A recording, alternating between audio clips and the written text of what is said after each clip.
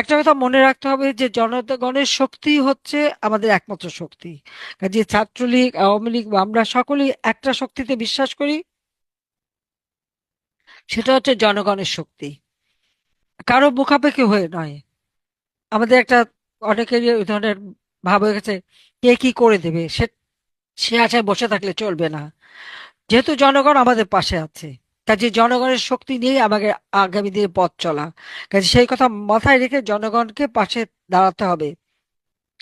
সকল শ্রেণীর মানুষ, যেমন পেশাজীবী, শ্রমজীবী, কৃষিজীবী, আমাদের বুদ্ধিজীবী বা অনগ্রসর সম্প্রদায়, পাহাড় থেকে তৃণমূল পর্যায় পর্যন্ত, ইউনিয়ন এবং বিভিন্ন তৃণমূল পর্যায় পর্যন্ত যারা, তাদের সঙ্গে আমাদের যোগাযোগটা রাখতে হবে। যোগাযোগ রেখে গণসংযোগ করতে হবে। গণসংযোগ করে তাদেরকে সেই চেতনায় উদ্বুদ্ধ করতে হবে, যাতে এই দুঃশাসনের হাত থেকে দেশকে মুক্ত করতে জনশক্তি নিয়ে মাঠে নাম